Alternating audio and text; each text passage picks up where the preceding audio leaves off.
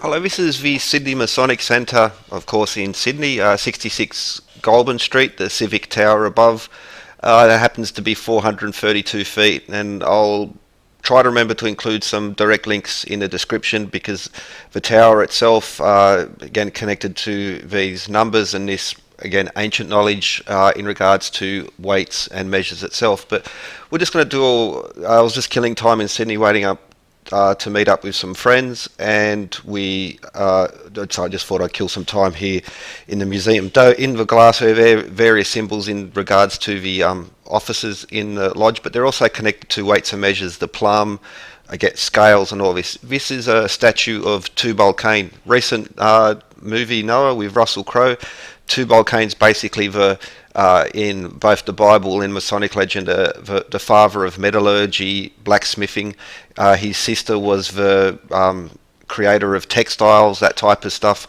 So basically, the industrial beginnings of the world are very much connected to around the legend of Tubal Cain, especially as the movie Noah showed. Noah was more of a nomad, vegan, living off the earth, but Tubal Cain was more industrial in that way and had a different viewpoint in regards to man's place in the world.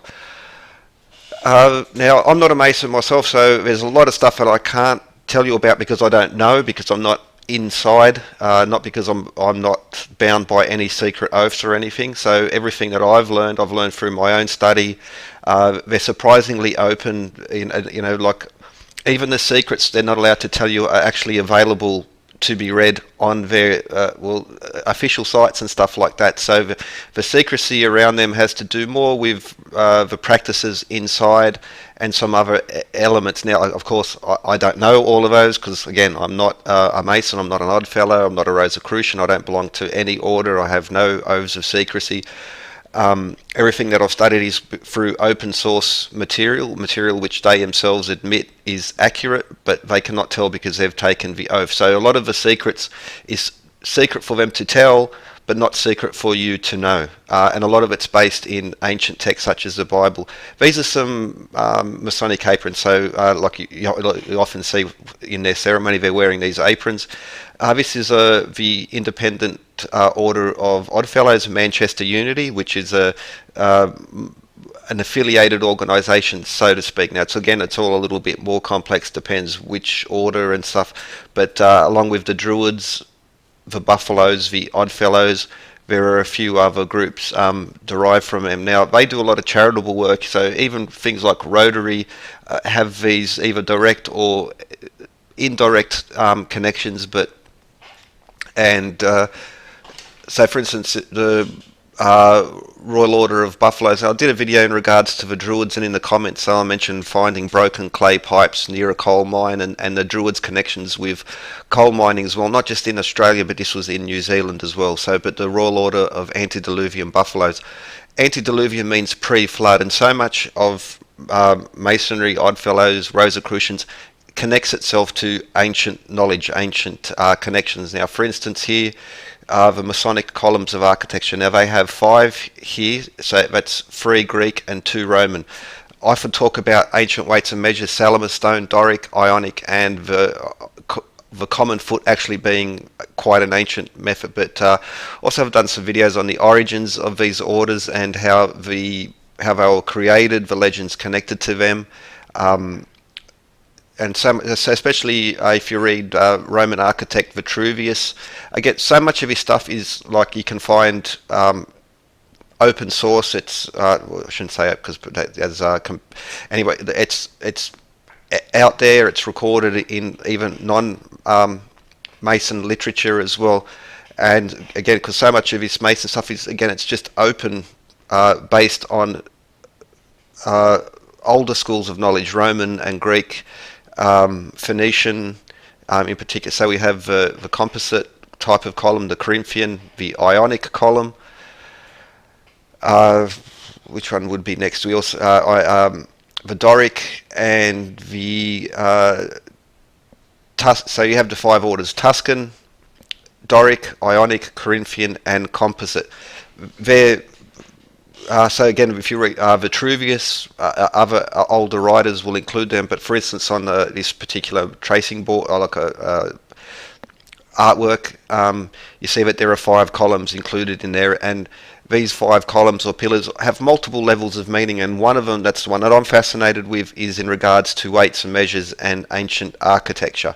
So that's why you can't really study these things, including social history, especially in the English-speaking world in Europe, unless you have some notion of what's going on in Freemasonry. They're integral to so many fields of knowledge. So that's why it's so important to know these things. Now, these are some examples of tracing boards. There are a few different types. Basically, it's like a map. So not just only in their lodge practices, and they talk openly about this, but also as you move up the ladder, so to speak, in regards. Now, those first two are pretty much universal. So again, you can find this like on their own sites, on Mason dictionaries, for instance, and also connects to older religious teachings as well. So, for instance, the Bible, Torah, Quran, you'll find so much of this of the connected legends and stuff in here. This is a very Australian tracing board, of course. You've got the kangaroos, indigenous peoples as well. But okay, so that's brought up that a little bit too early. But that's, so you see on the right hand side the Order of the Knights Templar and the Knights Malta, and so they're especially within the York Rite, they're connected to it, and that's why those hats with the Maltese cross or the Templar cross above, these are just some examples. Now, why Islam in the Lulu? Well, the Shriners, the ancient Arabic order of the noble mystic shrine. So those the guys who basically, you might have seen them driving the little cars with the hats on, they use the Quran and the Bible in their particular branch as well, so it's not exclusively Islamic, but they draw on multiple religions, multiple cultures, and these ancient legends. Now, King Solomon's temple, King Hiram, King Solomon, the temple, that's pretty important to some of us. Anyway, that's a separate thing.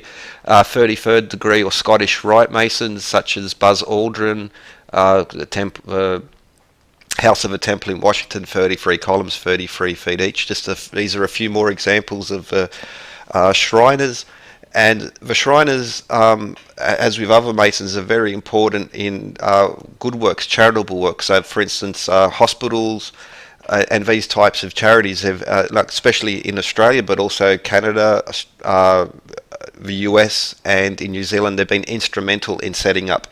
Along with the Oddfellows and Druids, they're instrumental in setting up hospitals and all sorts of things, and they've done also social reform. George Washington, separation of church from state, breaking away from royalty or limiting royal power, parliamentary democracy.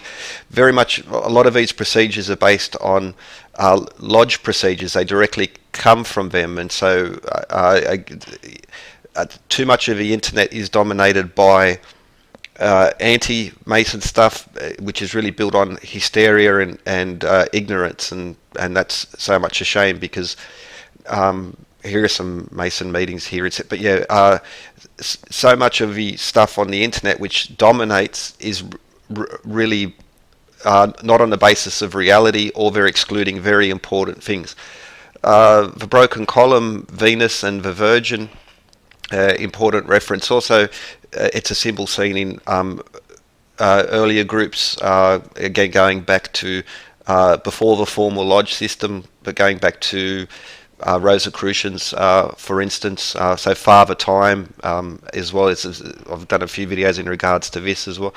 And also the columns represent another theme which I sort of constantly on about, is Sun, Earth and Moon. And so you see like the columns topped with the Earth, also a Moon symbol, and a Sun symbol. Bit shaky, but you can pause it if it's a prop. So Earth, Sun and Moon, that's one of the points. Now, a Corinthian column, Doric column, even how they connect. So which of course weights and measures, which is pretty much my thing, but each of these things have multiple meanings and multiple levels, and that's sort of half the point, half the beauty of it. Through learning a few of these, of their particular legends, understanding the meanings of ancient forms of architecture, including Egyptian, Greek, Roman, Persian, you'll find that it's a beautiful, as above, so below. Many things come together. We see the dove there, as in Noah and the dove and the flood. Ark of Utnapishtim, an epic of Gilgamesh, the flood there, he also released the dove. Ancient Mesoamerican legends in regards to the flood, the dove brought knowledge of language back to the survivors.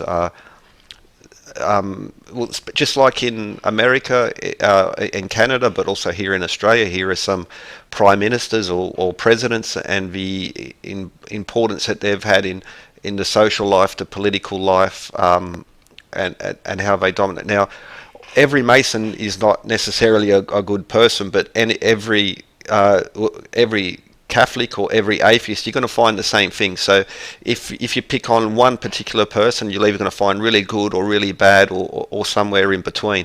And that's what I meant with this internet being polluted by a very small mindset. Here we have we have the three Greek columns: the Doric, the Corinthian, and the Ionic. They're also, as in weights, like I'd always talk about, Doric, Ionic, for foot, and how they connect, and the forms of architecture, the really lovely old stone buildings, especially here in Australia, but for instance the Capitol building in the US, the Supreme Court building, you'll find that they have these columns inside and out. So on the outside you might only see the Doric, but on the inside you'll see the Ionic and the Corinthian. For instance, in the White House, the fireplace has Doric columns when the president usually meets people there. And here are some more. This particular picture is interesting, and hope I can focus in on it. But you see that little figure there on the left, on the top left, is Moses, but he's also a horned Moses. So depictions of Moses, all the seven stars we see just to the left-hand side of the eye, another theme, but also something, the Pleiades, the seven stars. This being across the world, across the ancient world, is the importance of these seven stars and other connections to them. Block and tackle, the A-frame, the direct reference to the art of masonry and lifting stones in themselves. Again, this is contemporary to something that's been happening to me personally. There's in regards to this architecture and stuff, if you don't have a grip on this, and you listen to the more popular internet gurus, David Icke and Brian Foster, for example, you're only going to get a skewed, not even a skewed version, because skewed implies some truth that's been smudged at the edges. What you're going to get is a deceptive version based on ignorance, and that's very, very sad. This is a Australian lodge, so just each Grand Master of the lodge has his portrait painted. That the columns, sun and moon there, that's Tony Lauer, former police commissioner here in New South Wales, my state in Australia. Sydney is in New South Wales. New South Wales was originally the name of Australia, and then under English, then it became Australia under the very important, very top guy was Governor Lachlan Macquarie, Freemason, but social reformer, did so much to build Australia as a nation and turn it away from a penal colony. He was opposed by the establishment in England, who were included Masons. So you see Mason versus Mason. So this idea that they're all the same, and they're all these diabolical hand-wringing puppet masters. It's just not true in regards to so much of this. But here are some Rudyard Kipling, some very important, very famous international Freemasons. Robert Burns, a poet. He's also got a sculpture here in Sydney in the Botanical Gardens. Mozart, he wrote even one of his pieces was titled Masonic Music. George Washington, his influence on forming the American Republic, like how can that be bad? So in regards to this and the founding fathers of America, Australians might recognise some of these faces. Lawson, Harry Houdini. He's also a Mason, one of a so he's a famous Masonic. Clark Gable, Joseph Banks, first said to be the first Freemason on Australian soil. Charles Kingsford Smith, famous aviator. Wentworth, famous explorer, especially the early explorers here in Australia. Matthew Flinders, now Matthew Flinders was the grandfather or great-grandfather of Matthew Flinders Petrie, the very famous Egyptologist. But he also was the first person to call Australia Australia. This was his map, Terra Australis, or Australia. It was Lachlan Macquarie, the governor, Freemason, who made that official. But the important point is that it's Portolan mapping, as well as the traditional new form of mapping, 32 rays around the 33rd central point, which is so the London Eye is 32 carriages with around the 33rd axis. So this is another follow-on, but also connects to ancient mapping systems such as the Piri Reis map and others, which are on the Portolan design of mapping. Hamilton, Hume and John Oxley, I've covered them. Famous explorers, Hume Highway, for instance, here in Australia. Some famous Royal Freemasons. So again, George Washington and the American Freemasons were in opposition to the Freemasons in England and to gain independence. And so just an example of that's not some big club where everyone's in there together in cahoots. It's much more complicated than that. It's like saying every Catholic believes what the Pope says, or every Catholic has access to the Vatican archives. It's just not true. Here are some important businessmen who were Freemasons, but not every important businessman in Australia was a Freemason. So again, it's not this exclusiveness, which tends to be perpetuated by certain popular folk on the internet. And that's pretty much it. I hope you enjoyed and have a good one. You can visit, it's free to the public, and as where are most of these museums. So if you got one nearby, have a look. And with that, have a good one.